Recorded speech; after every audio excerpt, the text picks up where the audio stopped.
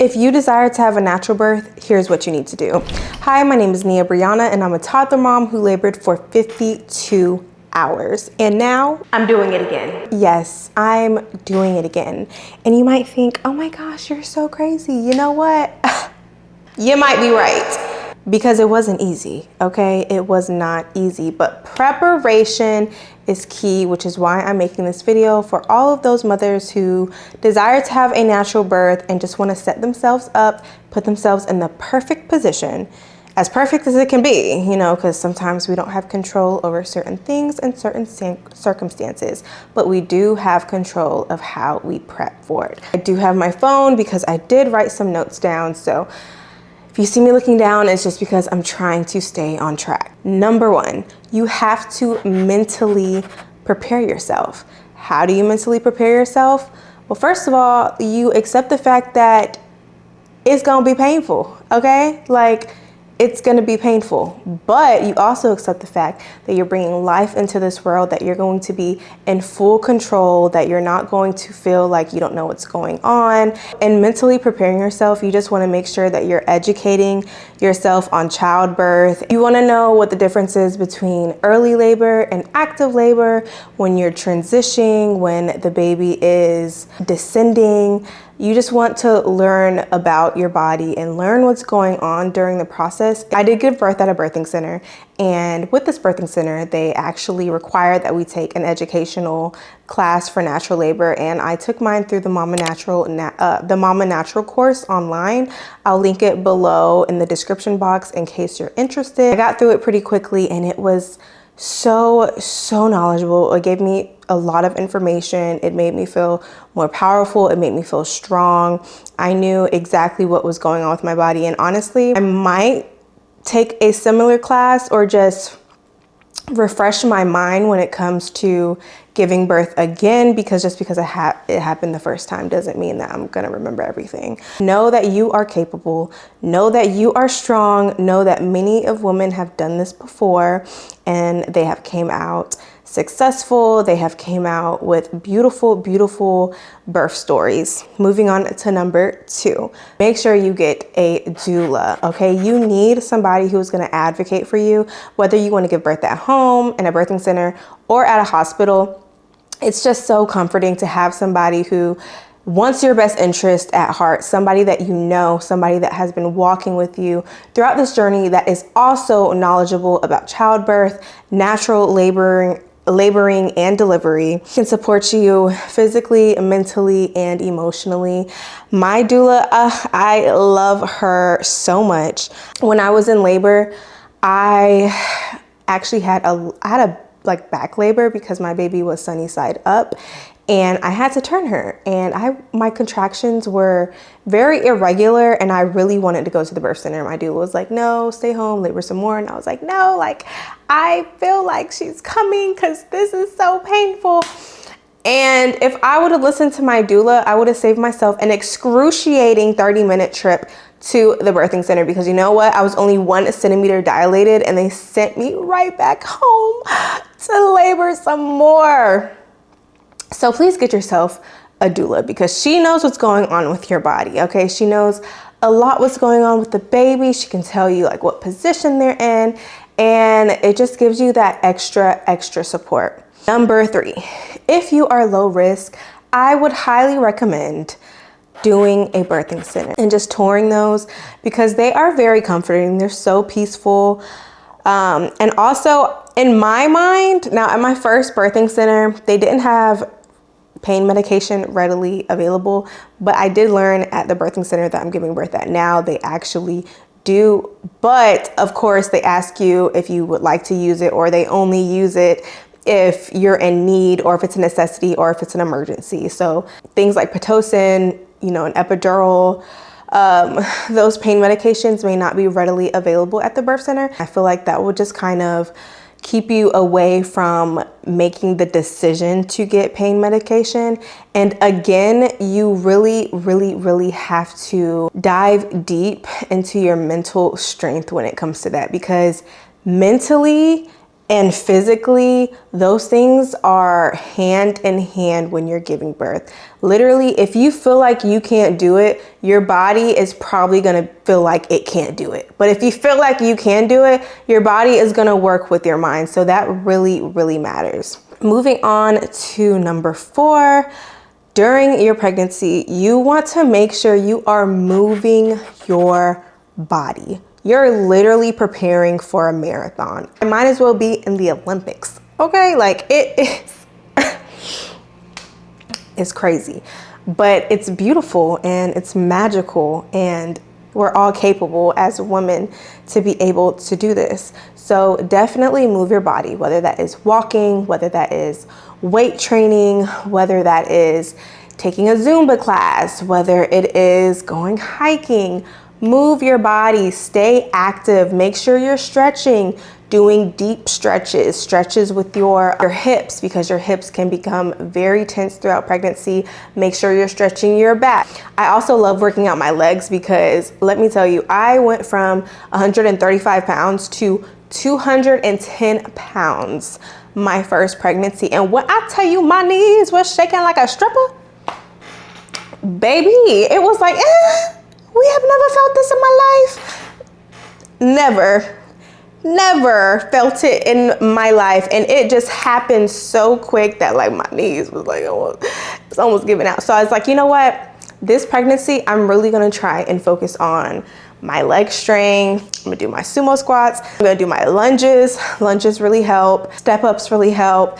And they don't have to be weighted, because baby, you're gaining weight. Like, it's already weighted. So sometimes you just don't even need a weight.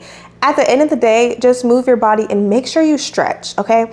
If you don't feel like walking, if you don't feel like weight training, if you don't feel like hiking or doing pregnancy Pilates or whatever it is, yoga or stretching, whatever it is.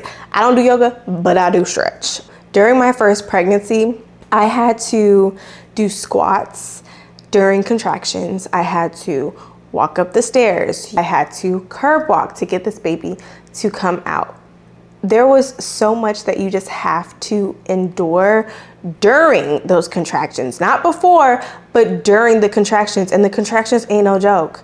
Okay, so you're literally just preparing your body for this marathon, to give birth, to push your baby out, to carry your baby throughout this entire pregnancy, to make these things easier for you. So highly, highly, highly recommend working out, walking, stretching at least 4 times a week. 3 times is good, even 2, it's fine. Just please move your body. Moving on to number 5, make sure you are eating healthy. You need your energy throughout pregnancy, throughout labor and delivery. Literally throughout this entire process, you need some energy. I would highly recommend having a high protein diet. I was speaking with one of my midwives at my birthing center today, and she told me I need to be eating 80 grams to 100 grams of protein a day. I was like, I don't even know if I'm getting 50. No, I'm getting protein through my meat. I also include chia seeds in my yogurt. Now I am avoiding dairy just because it causes hormonal acne for me, but I've been taking a probiotic that has been helping me clear my acne during pregnancy, and she is so good. I love it. It's Seed Probiotic. If you guys want more information on that, I will definitely share that with you. But now that my acne is kind of under control, I actually might throw some yogurt in there, okay? So yogurt, granola, wheat bread has like 3 grams of protein. Learned that yesterday. Protein powders. I like Boobies is a good protein powder. It also helps with like breast milk production. So I could use that pre-pregnancy, postpartum, and so on and so forth. Get some electrolytes, okay? Pink Himalayan salt and lemon juice and water. That is a good little electrolyte drink right there. Coconut water is also a really good one. Number 6, this is, again, going back to mentally preparing yourself. Make sure you are journaling. Make sure you're doing affirmations. You're speaking life into your body. You're speaking life into your womb, because all of these things, like I said, will help you. So I would highly recommend pulling out a journal, taking photos of your experience. All of these things are just adding to the excitement and making it a more positive experience rather than just going through the motion. And last but not least, your natural supplements. I'm gonna use my notes app because it's a lot. So at 35 weeks, you should be drinking raspberry leaf tea at least 1 cup a day. This is gonna help prepare your cervix and also could help shorten your labor, but that did not work for me, baby. Hold on though, hold on, because I didn't tear either. I did not tear, and I feel like maybe one of these things help. Let me just keep going. Okay, 36 weeks. You can do 6 dates per day. You can add them to your smoothies, or you can make these little Snicker bars. I'm also gonna add that recipe into the description box below. It was so good. Like, they satisfy a little sweet tooth, and they're gonna help me like tone my uterus and do all that good stuff. Like, yes, please give it to me.